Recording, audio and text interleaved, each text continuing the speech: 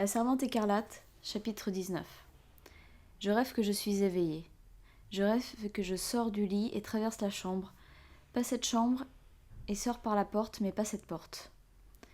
Je suis chez moi, l'un de mes chez moi, et elle court à ma rencontre, dans sa petite chemise de nuit verte avec un tournesol sur le devant, pieds nus. Et je la soulève, et sens ses bras et ses jambes m'entourer, et je me mets à pleurer, parce que je sais alors que je ne suis pas éveillée. Et je suis de nouveau dans ce lit, à essayer de me réveiller, et je m'éveille. Et ma mère m'apporte un plateau, et me demande si je me sens mieux. Quand j'étais malade, enfant, elle devait s'absenter de son travail et rester à la maison. Mais je ne suis pas éveillée cette fois-ci non plus. Après ces rêves, je me réveille vraiment. Et je sais que je suis vraiment éveillée parce qu'il y a la couronne au plafond et mes rideaux qui pendent comme une chevelure blanche de noyer. Je me sens droguée. Je réfléchis à cela. Peut-être est-ce qu'il me drogue ? Peut-être la vie que je crois vivre est-elle un délire paranoïaque ? Vain espoir. Je sais où je suis, qui je suis, et le jour que nous sommes. Tels sont les tests, et je suis saine d'esprit. La santé mentale est un bien précieux. Je l'économise comme les gens économisaient jadis l'argent, pour en avoir suffisamment le moment venu. Une grisaille pénètre à travers les rideaux, une luminosité voilée, pas beaucoup de soleil aujourd'hui. Je sors du lit, vais à la fenêtre, m'agenouille sur le rebord, sur le petit coussin dur, FOI, et regarde au dehors. Il n'y a rien à voir. Je me demande ce que sont devenus les autres coussins. Il y a dû y en avoir 3 un jour. Espoir et charité, où les a-t-on rangés ? Serena Joy est une personne d'ordre. Elle n'irait pas jeter quelque chose qui ne soit pas complètement usé. Un pour Rita, un pour Cora ? La cloche sonne. Je suis levée avant elle, en avance. Je m'habille sans regarder en bas. Je m'assieds sur la chaise et pense au mot « chaise »,« chair ». On dit « le professeur est en chair ». La chaise est aussi un moyen d'exécution capitale. En français, on peut confondre chair et chair. Et les premières lettres sont celles de charité. Aucun de ces faits n'a de rapport avec les autres. Voilà le genre de litanie dont je me sers pour me rasseoir l'esprit. Devant moi, il y a un plateau, et sur le plateau, un verre de jus de pomme, un comprimé de vitamines, une cuillère, une assiette comprenant 3 tranches de pain grillé, une coupelle de miel, et une autre assiette sur laquelle est posé un coquetier, de ceux qui ressemblent à un torse de femme revêtu d'une jupe. Sous la jupe, il y a le deuxième œuf, au chaud. Le coquetier est en porcelaine blanche, avec une bande bleue. Le premier œuf est blanc. Je déplace un peu le coquetier pour qu'il se trouve maintenant dans le rayon de soleil délavé qui entre par la fenêtre, et tombe tour à tour, brillant et pâlissant, sur le plateau. La coquille de l'œuf est lisse, mais aussi grenue. Le soleil accrut les petits grains de calcium comme des cratères sur la lune. C'est un paysage aride, et cependant parfait. C'est le genre de désert dans lequel les saints se retiraient pour éviter que leur esprit ne soit distrait par l'abondance. Je pense que c'est à cela que Dieu doit ressembler, un œuf. Il se peut que la vie sur la Lune ne se passe pas à la surface mais à l'intérieur. L'œuf irradie maintenant comme s'il avait une énergie propre. Regarder l'œuf me procure un plaisir intense. Le soleil s'en va et l'œuf s'éteint. Je retire l'œuf du coquetier et le palpe un instant, il est chaud. Les femmes portaient les œufs pareils à celui-là entre leurs seins pour les faire incuber. Cela devait être agréable. La vie minimaliste, le plaisir est un œuf. Bénédiction que l'on peut compter sur les doigts d'une seule main. Mais peut-être est-ce ainsi que l'on s'attend à me voir réagir ? Si j'ai un œuf, que puis-je désirer de plus ? Dans une situation de pénurie, le désir de vivre s'attache à d'étranges objets. À d'étranges objets. Je voudrais avoir un animal, un oiseau par exemple, ou un chat. Un animal familier. N'importe quoi de familier. Un rat ferait l'affaire, quand on manque de tout, mais c'est exclu. La maison est toute propre. La maison est trop propre. Je tranche le bout de l'œuf avec la cuillère et mange son contenu. Alors que je suis en train de manger le deuxième œuf, j'entends la sirène, d'abord très loin, serpentant dans ma direction entre les grandes maisons et les pelouses tondues, Un son grêle comme un bourdonnement d'insectes, plus proche. S'épanouissant comme une fleur sonore qui s'ouvre, devient trompette. Une proclamation, cette sirène. Je pose ma cuillère, mon cœur bat plus vite. Je vais de nouveau à la fenêtre. Sera-t-elle bleue, et pas pour moi ? Mais je la vois tourner au coin, prendre ma rue, s'arrêter devant la maison, toujours hurlante, et elle est rouge. Joie et allégresse, assez rares aujourd'hui. Je laisse le deuxième œuf à demi consommé, me précipite pour prendre mon manteau. J'entends déjà les pas dans l'escalier et des voix qui m'appellent. Vite, dit Cora, ils ne vont pas attendre toute la journée. Elle m'aide à passer le manteau. Elle sourit réellement. J'enfile le couloir, presque à pas de course. L'escalier est comme une descente à ski. La porte d'entrée est grande ouverte aujourd'hui. Je peux la franchir et le gardien est là qui salue. Il a commencé à pleuvoir. Une bruine. Et de l'odeur gravide de terre et d'herbe emplit l'air. La natomobile rouge est garée dans l'allée. Sa portière arrière est ouverte et je grimpe dedans. Le tapis de sol est rouge, des rideaux rouges sont tirés devant les fenêtres. Il y a déjà 3 femmes là-dedans, assises sur les banquettes qui occupent la longueur du fourgon des 2 côtés. Le gardien ferme et verrouille les doubles portes et grimpe devant, à côté du chauffeur. À travers la vitre grillagée, nous voyons leur nuque. Nous démarrons dans une embardée, tandis qu'au-dessus de nous, la sirène hurle. « Dégagez ! Dégagez !» Je demande à ma voisine. « Qui est-ce » Je parle dans son oreille. De là où doit se trouver son oreille, sous la coiffure blanche. Il me faut presque hurler tant le vacarme est grand. « De Warren » répond-elle à tue-tête. Impulsivement, elle me saisit la main, la serre tandis que nous tournons au coin de rue en cahotant. Elle se tourne vers moi et je vois son visage. Des larmes lui coulent sur les joues. Mais des larmes de quoi ? Envie ? Déception ? Mais non, elle rit. Jette ses bras autour de moi. Je ne l'ai jamais vue de ma vie. Elle m'étreint. Elle a de gros seins sous la robe rouge. Elle s'essuie le visage avec sa manche. Un jour comme celui-ci, nous pouvons faire ce que nous voulons. Je me corrige, dans certaines limites. En face de nous, sur l'autre banquette, une femme prie, les yeux clos, les mains sur la bouche. Ou peut-être ne prie-t-elle pas. Peut-être se ronge-t-elle les ongles. Peut-être essaie-t-elle de garder son calme. La 3e femme est déjà calme. Elle est assise, les bras croisés, légèrement souriante. La sirène hurle. C'était le bruit de la mort pour les ambulances ou les incendies. Il se peut que ce soit aussi le bruit de la mort aujourd'hui aussi. Nous le saurons bientôt. À quoi de Warren va-t-elle nous donner naissance ? À un bébé, comme nous l'espérons toutes ? Ou à autre chose, un non-bébé, avec une tête comme une tête d'épingle, ou un museau de chien, ou 2 corps, ou un trou dans le cœur, ou des mains et des pieds palmés. On ne peut pas le savoir. On le pouvait jadis, avec des machines, mais maintenant c'est interdit. À quoi servirait-il de savoir de toute façon ? On ne peut pas les faire passer, dans tous les cas. Il faut mener la chose à terme. Les chances sont d'1 sur 4. Nous l'avons appris au centre. L'atmosphère est devenue trop saturée, un jour, de produits chimiques, rayons, radiations. L'eau grouillait de molécules toxiques. Tout cela prend des années à se purifier, et entre-temps, en savourant rampe dans le corps, assiège vos cellules. Qui sait ? Votre chair est peut-être déjà polluée, sale comme une plage huileuse. Mort certaine pour les oiseaux du littoral et les bébés pas encore nés. Peut-être un vautour mourrait-il s'il vous mangeait. Peut-être êtes-vous lumineuse dans le noir, comme une horloge démodée. L'horloge de la mort. C'est une espèce de scarabée, il enterre les charognes. Parfois, je ne peux penser à moi-même, à mon corps sans voir mon squelette.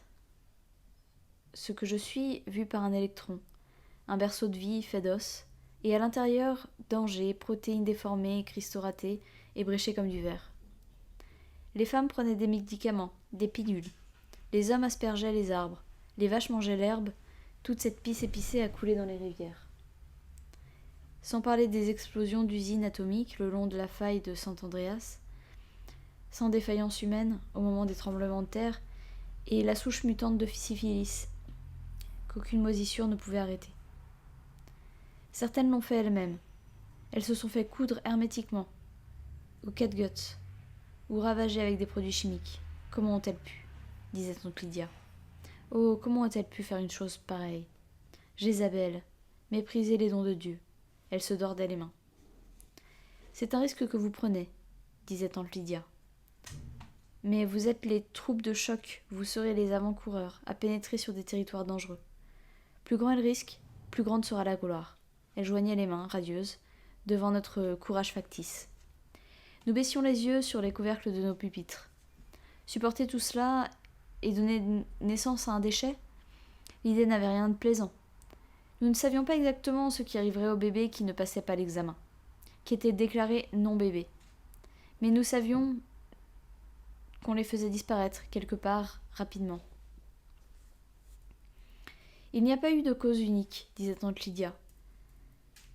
Elle était debout devant la classe, dans sa robe kaki, une baguette à la main, recouvrant le tableau noir là où il y aurait jadis eu une carte. Il y a une graphique qui montre les taux de natalité par 1000 sur des années et des années. Une courbe glissante qui descend au-dessous de la ligne de remplacement 0 et continue à descendre et à descendre. Bien sûr, certaines femmes pensaient qu'il n'y aurait pas d'avenir. Elles croyaient que le monde allait exploser. C'est le prétexte qu'elles invoquaient, dit tante Lydia. Elle disait que ça n'avait pas de sens de procréer. Les narines de tante Lydia se pincent. Quelle perversité. C'étaient des femmes paresseuses, ajoute-t-elle, des catins. Sur le couvercle de mon pupitre, il y a des initiales gravées dans le bois, et des dates. Les initiales sont parfois en deux groupes, réunis par le verbe M. JHMBP, 1954. ORMLT. Elles me font penser aux inscriptions dont parlaient les livres, gravées sur des parois de pierre des cavernes, ou dessinées avec un mélange de suie et de graisse animale. Elles me semblent incroyablement anciennes. Le couvercle du pupitre est en bois blond. Il est incliné, et il y a un accoudoir sur le côté droit où s'appuyer pour écrire, sur du papier avec un stylo. À l'intérieur du pupitre, on pouvait ranger des choses. Livres, cahiers. Ces habitudes du temps passé me semblent maintenant dispendieuses, presque décadentes, immorales, comme des orgies du régime barbare. MMG, 1972. Cette inscription, gravée avec un crayon enfoncé avec insistance dans le vernis usé du pupitre, a le pathétique de toutes les civilisations disparues. C'est comme une empreinte de main sur la pierre. Celui qui l'a fait, ou celle qui l'a fait, a été un jour en vie. Il n'y a plus de date après le milieu de l'année 80. Nous devons être dans l'une des écoles qui ont été fermées, faute d'enfants. Des erreurs ont été commises, dit tante Lydia. Nous n'avons pas l'intention de les reproduire. Sa voix est hypocrite, condescendante. La voix de ceux qui ont pour devoir de nous dire quelque chose de désagréable pour notre propre bien. J'ai envie de l'étrangler. Je ravale cette pensée presque aussi vite qu'elle m'est venue à l'esprit. Une chose n'est estimée, dit-elle, que si elle est rare et difficile à obtenir. Nous voulons que vous soyez estimées, mesdemoiselles. Elle abonde en pause, elle savoure dans sa bouche. Imaginez que vous êtes des perles, assises en rang, les yeux baissés, nous la faisons saliver moralement. Elle peut nous définir à sa guise. Nous devons subir ses adjectifs. Je pense à des perles. Les perles sont de la bave d'huître congelée. Voilà ce que je dirai à Moira, plus tard, si j'y arrive. Nous sommes toutes là pour vous dégrossir, dit tante Lydia, avec une bonne humeur satisfaite. Le fourgon s'arrête. Les portes arrière sont ouvertes, le gardien nous fait sortir en troupeau. À la porte d'entrée, il y a un autre gardien, avec l'une de ses mitraillettes camarades suspendues à l'épaule. Nous avançons en rond vers la porte, sous le crachin. Les gardiens font le salut militaire. Le grand fourgon d'Urgo, celui avec les machines et les médecins mobiles, est garé plus loin dans l'allée circulaire. Je me demande ce qu'ils peuvent bien faire là-dedans à attendre. Jouer aux cartes, très probablement, ou lire. Quelque occupation masculine. La plupart du temps, on n'a pas besoin d'eux. On les autorise à entrer que si c'est inévitable. C'était différent, avant. C'est eux qui étaient responsables. C'était une honte, disait tante Lydia. Honteux. Elle venait de nous projeter un film, tourné dans les hôpitaux des jours anciens. Une femme enceinte, reliée par des fils à une machine avec des électrodes qui lui sortent du corps par tous les côtés, ce qui la fait ressembler à un robot brisé, une aiguille à perfusion plantée dans le bras. Un homme armé d'une torche l'examine entre les jambes, là où elle a été rasée, pitoyable fille imberbe. Un plateau de couteaux stérilisé brillant. Tout le monde porte des masques, une patiente très coopérative. Jadis, il droguait les femmes, provoquait le travail, les ouvrait au scalpel, les recousait. Fini cela. Même plus d'anesthésie. Tante Elisabeth disait que cela valait mieux pour l'enfant. Mais aussi, je multiplierai les peines de ta grossesse, tu enfanteras tes fils dans la douleur.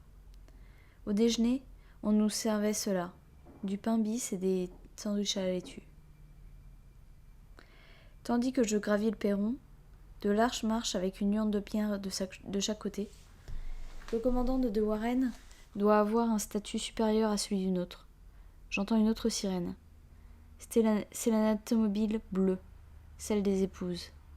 Ce doit être Serena Joy qui arrive en grande pompe. Pas de banquette pour elles ont droit à de vrais sièges, capitonnés. Elles sont assises dans le sens de la marche et ne sont pas enfermées derrière des rideaux. Elles savent où elles vont. Serena Joy est probablement déjà venue ici, dans cette maison, prendre le thé.